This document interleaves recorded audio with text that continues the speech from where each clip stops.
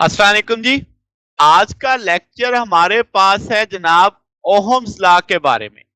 तो in detail पढ़ने वाले हैं कि ओहम लॉ क्या होता है। आप इसे छोटी क्लासेस से पढ़ते आ रहे हैं, मगर आज इसको पढ़ने का थोड़ा अंदाज डिफरेंट होगा। कुछ नई चीजों के लिहाज से इसे डिस्कस कर रहे होंगे। बेसिक तो वही है। तो ओहम लॉ देखेंगे, फिर हम ओहमिक मटेरियल्स को देखेंगे, नॉन ओहमिक मटेरियल को देखेंगे, फिर ohm law in term of conductivity discuss करेंगे। फिर देखेंगे कि माइक्रोस्कोपिक क्वांटिटीज में ओहम लॉ कैसे बताया जाता है, माइक्रोस्कोपिक क्वांटिटीज में ओहम लॉ कैसे बताया जाता है। फिर एक बहुत अहम चीज कि करंट और हीट फ्लो की एनालॉजी बताएंगे कि भाई कैसे जैसे हीट फ्लो करती है, करंट के फ्लो करने का टूल भी वैसे ही समझ आता है। तो ये जनाब सारा कुछ हमारे पास किस में आने वाला है, ओहम लॉ का टाइटल है जिसके अंदर हम सब कुछ ये डिटेल में पढ़ने वाले हैं। तो शुरू करते हैं जनाब। हमारे पास मेन हेडिंग है ओहम्स लॉ। अब ओहम लॉ क्या है कि किसी जगह पे जो करंट फ्लो कर रहा है किसी कंडक्टर में, किसी डिवाइस में, is directly proportional to the potential difference. यानी करंट का जो बहाव है, करंट का जो चलना है, वो डायरेक्टली प्रोपोर्शनल है पोटेंशियल डिफरेंस के। पोटेंशियल डिफरेंस बढ़ाओगे करंट भी बढ़ जाएगा। ठीक होगी बात। मगर मगर इसमें क्या होना चाहिए, फिजिकल स्टेट उस कंडक्टर की या डिवाइस की चेंज नहीं होनी चाहिए। फिजिकल स्टेट में क्या क्या आ जाता है, उसका कलर चेंज ना हो, उसका टेम्परेचर चेंज ना हो, उसकी डायमेंशन चेंज ना हो। यानी ये सारी चीजें फिजिकल स्टेट में शुमार करेंगे। तो इनमें बदलाव नहीं आना चाहिए। तो डेफिनेशन समझ आ गई आपके पास कि भाई आपके पास अमाउंट ऑफ करंट जो किसी भी कंडक्टर या डिवाइस से फ्लो करेगी वो डायरेक्टली प्रोपोर्शनल होगी किसके, पोटेंशियल डिफरेंस के। देसी जुबान में बोलूं, छोटी बैटरी छोटा करंट, बड़ी बैटरी होगी तो बड़ा करंट होगा। बड़ी बैटरी से मुराद बड़ा पोटेंशियल डिफरेंस बनेगा, ज्यादा पोटेंशियल डिफरेंस बनेगा तो ज्यादा करंट चलेगा। मगर इसमें जो शर्त रखी गई वो ये थी कि फिजिकल स्टेट उस डिवाइस या कंडक्टर में चेंज नहीं आना चाहिए। तो इसका मतलब आई प्रोपोर्शनल हुआ वी के। यानी अगर आई को बढ़ाना चाहते हो तो वी बढ़ाओ, यानी पोटेंशियल डिफरेंस बढ़ाओ। तो यहां पे जो कांस्टेंट आएगा डेट इज 1/r, और आर हम पढ़ चुके हैं डेट इज द रेजिस्टेंस। तो 1/r को अगर हम इसे मैनेज, ये जो इस वक्त शेप है that is the correct shape for the correct, जो आपकी फार्मूला है that is for Ohm law. अब आर चूंकि यहाँ पे डिवाइडिंग फैक्टर है, दूसरे एंड पे ले जाएंगे तो मल्टीपल हो जाएगा। तो यहां से V is equal to I R इसकी लिखा जाता है। बड़ी फेमस आपके पास ये इक्वेशन है। तो जनाब अब इसमें जो R है वो हमने पढ़ा रेजिस्टेंस है, मगर हमने मानना ये है कि 1/r किस तौर पे आया, कांस्टेंट के तौर पे आया। इसका मतलब R में बदलाव नहीं आना चाहिए। R इज अ कांस्टेंट, वो डिवाइस हो कंडक्टर हो, क्या रहना चाहिए, कांस्टेंट। इसका मतलब R आपका ना V पे डिपेंड कर रहा है ना I पे डिपेंड कर रहा है, वो इटसेल्फ एक कांस्टेंट है। यानी इंडिपेंडेंट ऑफ पोटेंशियल डिफरेंस और करंट थ्रू इट, वो एक कांस्टेंट के तौर पे वहां पे आया है। क्लियर होगी बात। तो याद रखिएगा कि रेजिस्टेंस जो है डिवाइस की वो ना पोटेंशियल डिफरेंस पे ना करंट पे हम इंडिपेंडेंट मानेंगे, वो एक कांस्टेंट के तौर पे डील होगी किसके अंदर, ओहम्स लॉ के अंदर। ठीक होगी बात। तो जनाब अब आपके पास ओहमिक डिवाइसेस हम किसे मानेंगे, इसी बात को लेके हम कहते हैं रेजिस्टेंस कांस्टेंट है। तो अगर आपके पास कोई कंडक्टिंग डिवाइस है, हम कहते हैं वो ओहम लॉ को ओबे कर रही है, तो इसका मतलब होगा कि उनके जो जहां पे जिस डिवाइस को हम अंडर कंसिडरेशन रख रहे हैं उसकी रेजिस्टेंस इंडिपेंडेंट है बैटरी से, इंडिपेंडेंट है पोटेंशियल डिफरेंस से। अगर आप बैटरी की पोलैरिटी बदल भी दो तब भी कोई फर्क नहीं पड़ने वाला, रेजिस्टेंस क्या रहने वाली है, कांस्टेंट रहने वाली है। ठीक होगी बात। तो ये बड़ा अहम कंसेप्ट है।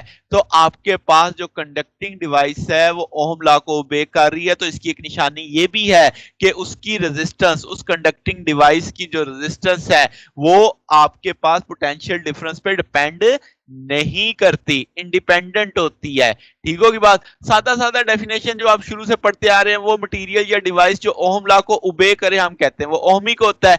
ओहमिक में आपके पास V और I का ग्राफ डायरेक्टली प्रोपोर्शनल बनता है, क्योंकि आप V बढ़ाते जाओगे तो I बढ़ता जाएगा।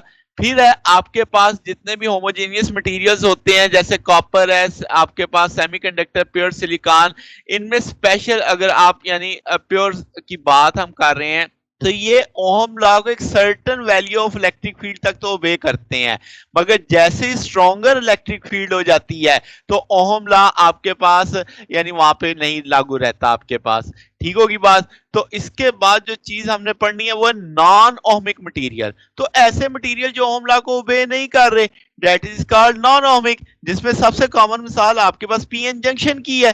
तो आपके पास क्या है जनाब, नॉन ओहमिक मटेरियल में ग्राफ देखो तो वो लीनियर नहीं आ रहा, इसका मतलब वी और आई के बीच में लीनियर का ताल्लुक नहीं है। मतलब क्या, पोटेंशियल डिफरेंस बढ़ा रहे हो यहां पे, क्या करंट बढ़ रहा है? नहीं।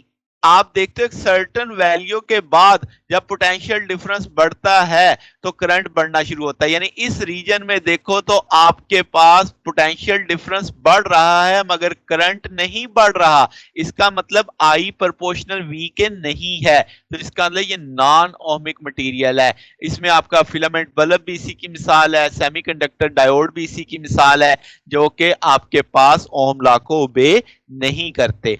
अब एक बड़ी अहम चीज कि जो आपके पास ओहमिक डिवाइसेस होती है ना, क्योंकि आपके पास वो रेशो है आर, आपने कहा चूंकि वी और आई डायरेक्टली प्रोपोर्शनल है, वी बढ़ाओगे तो आई भी बढ़ेगा, तो इसका मतलब आर की एक सिंगल वैल्यू हमेशा आएगी ओहमिक डिवाइस के अंदर, क्योंकि आर क्या बन जाएगा, वी और आई की रेशियो लोगे तो आर आएगा, दैट इज अ कांस्टेंट, क्योंकि वी भी बढ़ेगा तो आई भी बढ़ेगा, वी कम होगा तो आई भी कम होगा, तो हमेशा रेजिस्टेंस की सिंगल वैल्यू आने वाली है। जबकि नॉन ओहमिक में सिंगल वैल्यू नहीं आएगी, कभी हर पॉइंट टू पॉइंट वो वेरी कर रही होगी। तो ये चीज आपने एक समझनी है कि ओहमिक डिवाइसेस में रेजिस्टेंस हमेशा सिंगल वैल्यू कैरी करेगी, जबकि नॉन ओहमिक में ऐसा नहीं होगा। अब जनाब ओहम लॉ को इन टर्म ऑफ कंडक्टिविटी जरा देखते हैं। हमने ओहम लॉ क्या पढ़ा, V equal to I R, R का टूल हमने क्या पढ़ा, रो एल ओवर ए, आर की ये वैल्यू इसी जगह पे प्लेस कर दो तो V equal to I rho L over A आ जाएगा। अगर मैं इसे थोड़ा सा अरेंज करूं, रो और एल को बाहर ले लूं, आई अंदर ले आऊं, तो क्या हम इस तरीके से लिख सकते हैं कि आई ओवर ए, रो एल को बाहर ले लिया, आई ओवर ए को हमने जे करंट डेंसिटी पढ़ा हुआ है, ये वैल्यू यहां पे प्लेस कर दो। अब यहां से V ओवर एल, एल को दूसरे एंड पे ले जाएंगे तो V ओवर एल, क्या पोटेंशियल ग्रेडियंट का कंसेप्ट आ जाएगा आपके पास, तो इसका मतलब V ओवर एल की जगह E प्लेस किया जा सकता है, तो E is equal to rho J. E अब मैं जानता हूं वेक्टर क्वांटिटी है, करंट डेंसिटी भी वेक्टर क्वांटिटी है, तो अगर मैं वेक्टर फॉर्म में लिख दूं इनको तो आप क्या लिखोगे, E vector is equal to rho J. E यहां पे क्या है, इलेक्ट्रिक फील्ड इंटेंसिटी, रो क्या है यहां पे, रेजिस्टिविटी, जे क्या है यहां पे आपके पास करंट डेंसिटी। अब हम जानते हैं कि sigma is equal to 1 over rho, यानी कंडक्टिविटी रेजिस्टिविटी का उलट होती है, तो क्या यहां से अगर रो को दूसरी जानिब लिया जाए, जे बराबर आ जाएगा ई ओवर रो, और 1 ओवर रो की जगह क्या लगा दिया जाए, सिग्मा, तो J is equal to sigma E आ जाएगा। That is the relation we required. J यहां पे क्या है, करंट डेंसिटी, सिग्मा क्या है, कंडक्टिविटी, ई क्या है, इलेक्ट्रिक फील्ड इंटेंसिटी। तो हमने करंट डेंसिटी और इलेक्ट्रिक फील्ड इंटेंसिटी की टर्म में ओहम लॉ को अब ले आए हैं। तो यहां पे ये इक्वेशन होल्ड करेगी आइसोट्रोपिक मटेरियल्स के लिए। क्या मतलब, ऐसे मटेरियल जिनकी तमाम प्रॉपर्टीज हर सिमत में एक जैसी होती हैं, इलेक्ट्रिकल प्रॉपर्टीज की हम बात कर रहे हैं। तो इसका मतलब करंट डेंसिटी अगर मैं इस इक्वेशन से सोचूं तो किस किस पे डिपेंड कर रही है, दैट डिपेंड अपॉन कंडक्टिविटी यानी मटेरियल की प्रॉपर्टी पे डिपेंड कर रही है, that depend upon electric field intensity पे डिपेंड कर रही है। तो ये वो रिलेशन था जो बेसिकली जॉर्ज साइमन ओहम ने पेश किया था 1826 के अंदर, जिसे हम ओहम्स लॉ के तौर पे जानते हैं। तो ये जनाब Ohm law in term of conductivity आ गया आपके पास, करंट डेंसिटी और इलेक्ट्रिक फील्ड इंटेंसिटी की लैंग्वेज में आपने एक्सप्लेन किया। अब हमने क्या देखा, अब हमारे पास जो चीजें आ चुकी हैं वो ओहम लॉ हमने माइक्रोस्कोपिकली भी देख लिया और मैक्रोस्कोपिकली भी देख लिया, तो एक तरह से रिवाइज कर लेते हैं। तो जो वी आई आर वाले मामला है, that is called macroscopic quantities. आप मीटर पे कोई भी आप मेरी आप इंस्ट्रूमेंट लगा के वोल्ट मीटर, करंट और एम मीटर लगा के आई भी मेजर कर सकते हो, वी भी मेजर कर सकते हो। तो that is called macroscopic quantity. ये आपके पास पूरे रीजन या पूरी बॉडी के लिए डिस्कस हो रही होती है, ठीक है। तो इसमें ओहम लॉ क्या है, V is equal to I R. Okay हो गया। तो अब आपके पास यहाँ पे V is equal to I R, that is the called macroscopic quantities. और अगर आप यहाँ पे देखें ई रो जे की लैंग्वेज में, तो ये किसी पर्टिकुलर पॉइंट के ऑब्जेक्ट के अंदर, किसी कंडक्टर के अंदर किसी एक पर्टिकुलर पॉइंट पे ओहम लॉ को स्टडी करना, तो माइक्रोस्कोपिक क्वांटिटीज को देखेंगे। तो वहां पे क्या है, E is equal to rho J या J is equal to sigma E यानी कंडक्टिविटी इनटू इलेक्ट्रिक फील्ड आ जाएगा। तो ये अब आपकी माइक्रोस्कोपिक फॉर्म है ओहम लॉ की। अब अगर हम कहें कि भाई माइक्रोस्कोपिक फॉर्म को क्या मैक्रोस्कोपिक में ले जाया जा सकता है, तो हम कहेंगे ले जाया जा सकता है। कैसे? अगर हम माइक्रोस्कोपिक क्वांटिटीज को इंटीग्रेट करते हैं तो आप उसमें आई की वैल्यू मालूम कर लोगे, जे डॉट डी ए। अब जे आप देखो यहाँ पे क्या है, माइक्रोस्कोपिक क्वांटिटीज है। ई डॉट डी एस, ई यहाँ पे देखो माइक्रोस्कोपिक क्वांटिटीज है, तो आप इससे पोटेंशियल डिफरेंस मालूम कर लोगे। तो जनाबे वाला इस तरीके से आप मैक्रोस्कोपिक क्वांटिटीज में कन्वर्ट कर सकते हो। मगर माइक्रोस्कोपिक कब हम देखते हैं, जब हमने इंटरनल बिहेवियर देखना होता है कंडक्टर का।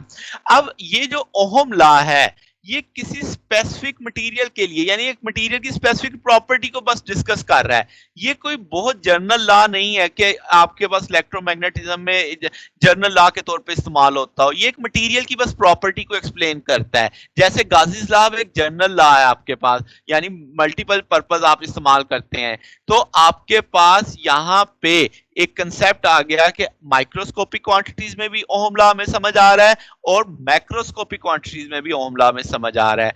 अब जो चीज मुझे समझ नहीं है वो है जनाब कि आया करंट और हीट फ्लो जो होता है, क्या इनका कोई आपस में एक कोई कनेक्शन बनता है? क्या ये एक जैसा बिहेवियर शो करते हैं? ये चीज मुझे समझ नहीं है। तो लेट्स से मैं कहता हूं मेरे पास एक इलेक्ट्रिक स्लैब है, यानी एक मेरे पास एक मटेरियल है जो स्लैब की शक्ल में है। उसकी थिकनेस कितनी है, डेल्टा एक्स, उसका एरिया कितना है ए, और मैंने उसके साथ क्या किया है, बैटरी लगा दी है, यानी पोटेंशियल डिफरेंस लगा दिया है डेल्टा वी। ठीक हो गया बात।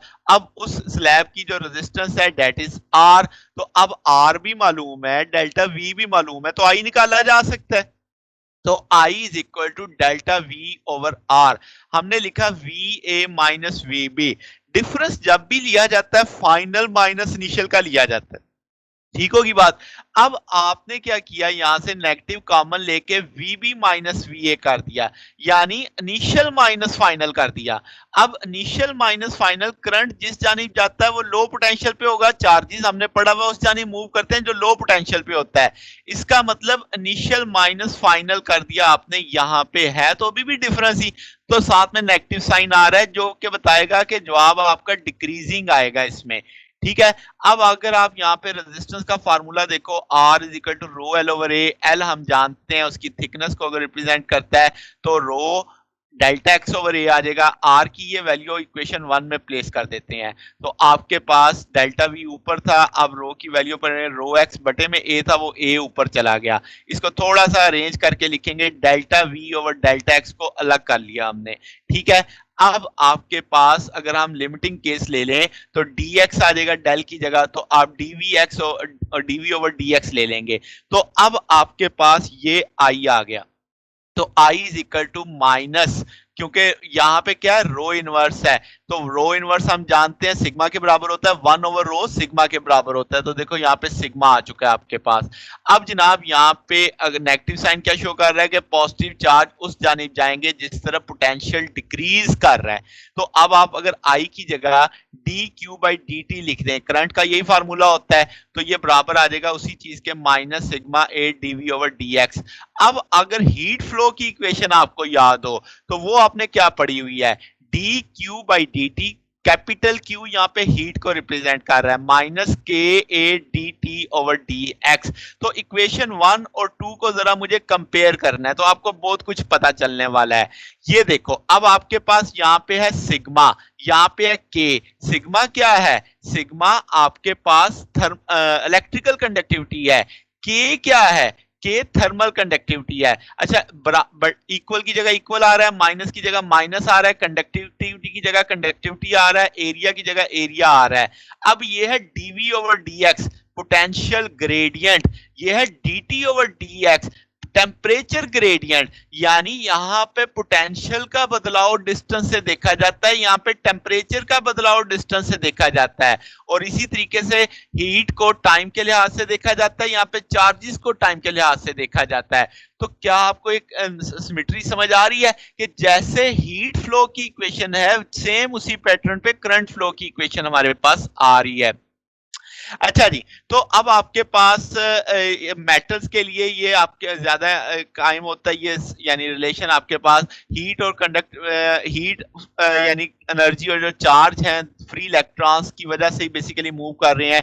अब हीट भी तो कोई ना कोई लेके चलेगा ना, तो आपके पास ये यानी हम कहेंगे कि जिसकी थर्मल कंडक्टिविटी ज्यादा है उसी की इलेक्ट्रिकल कंडक्टिविटी भी क्या होगी? ज्यादा होगी। तो एम्पिरिकली हमने क्या तय किया कि सिल्वर आपके पास अच्छा इलेक्ट्रिकल कंडक्टर है, मगर इसी तरीके से ये थर्मल कंडक्टिविटी भी उसी के साथ रिलेट करती है, तो वो थर्मल कंडक्टर भी अच्छा होगा। ठीक होगी बात? तो ये चीज अब आपने समझी सारी मामलात से। तो अब आपने क्या देखा, हमने आज के लेक्चर में ओहम लॉ को स्टडी किया, हमने ओहम लॉ में ओमिक नॉन ओमिक को समझा, फिर हमने उसको कंडक्टिविटी की टर्म में ड्राइव किया, फिर मुझे पता चला ओहम लॉ माइक्रोस्कोपिकली कैसे बताते हैं, फिर मुझे पता चला ओहम लॉ माइक्रोस्कोपिकली कैसे बताते हैं। फिर मैंने हीट और करंट फ्लो में हीट फ्लो और करंट फ्लो के अंदर एक मुमासलत देखी कि भाई ये तो बिल्कुल एक जैसे ही बिहेवियर शो करते हैं। तो फिर मैंने थर्मल कंडक्टिविटी और इलेक्ट्रिकल कंडक्टिविटी का आपस में मुआवजना किया। तो ये जनाब आज का हमारा टॉपिक था। अगर आपको इसमें कोई बात समझ ना आई हो, कोई पॉइंट डाउट हो, तो आप नीचे कमेंट्स में पूछ सकते हैं। वीडियो अच्छी लगी हो तो वीडियो को लाइक कीजिएगा, दोस्तों के साथ शेयर कीजिएगा और चैनल को भी सब्सक्राइब कर दीजिएगा। अभी तक के लिए इतना ही, बाकी इंशाल्लाह फिर नेक्स्ट देखेंगे। ओके, अल्लाह हाफिज।